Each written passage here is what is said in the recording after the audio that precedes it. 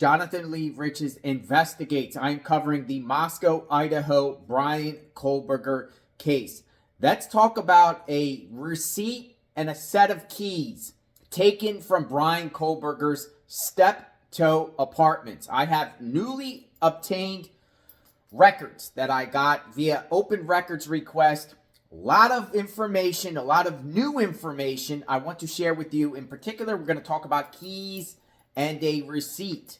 So on the 10th of January, 2023, Bryan Kohberger's attorney, Ann Taylor, and other representatives of Ann Taylor's defense team went to Bryan Kohberger's apartment and went in and took some items from Bryan Kohberger's apartment. And I want to share this document showing you what exactly happened. Check it out.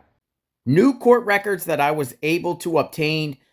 Washington State University Police Department, case number 22-W4386, supplemental narrative.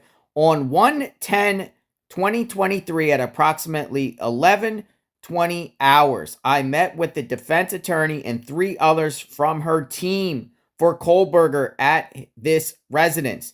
They showed me a piece of paper signed by Kohberger granting permission to enter his apartment to remove the WSU office keys that have been sitting on the TV stand during the warrant search.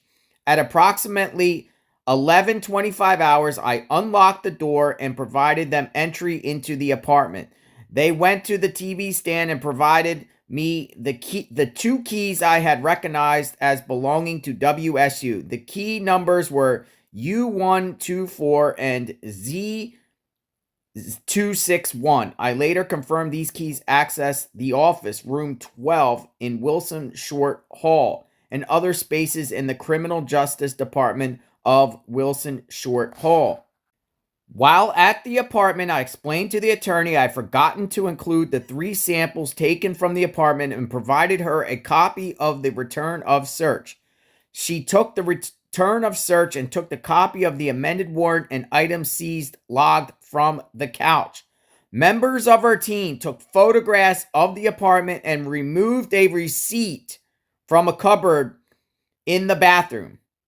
I believe they may have taken some other paperwork items from the living room. I remained outside the door during this time.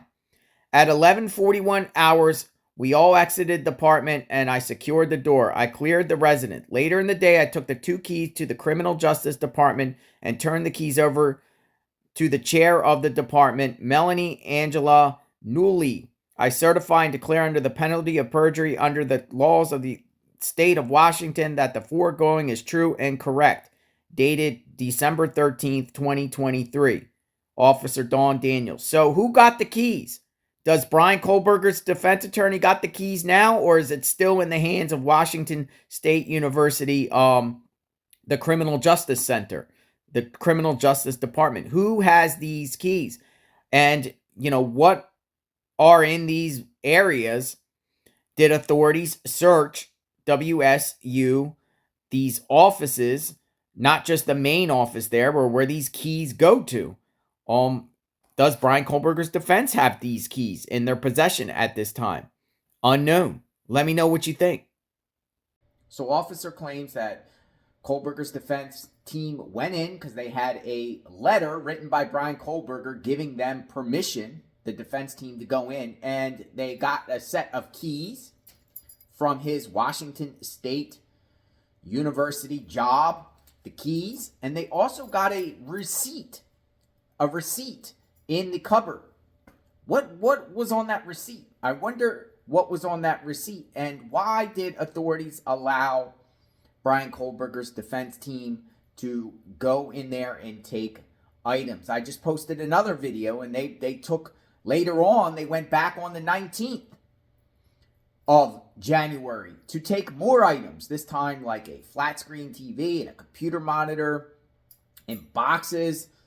What's going on here, people? Is defense attorneys allowed to go to someone's home to take items? But I'm curious about the keys. Like, why would they want keys? Why would they want keys to his job, the door. I guess it's door. What could have been the keys? Could there have been a storage at his job that authorities did not know about? Let me tell you something about the warrant of Bryan Kohberger's Step 2 apartments. When authorities went there, they didn't know about the storage locker.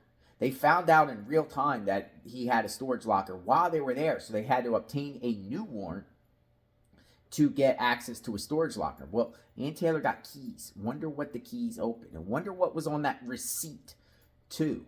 I am covering this case. I'll be posting more documents, so stay tuned. I'm going through each and every one of these documents and then sharing, giving my take on these documents. I'm requested more documents, so hopefully we'll get more documents soon. I requested with other agencies, but they released a bunch of it yesterday to me, so I'll be posting more soon, so stay tuned.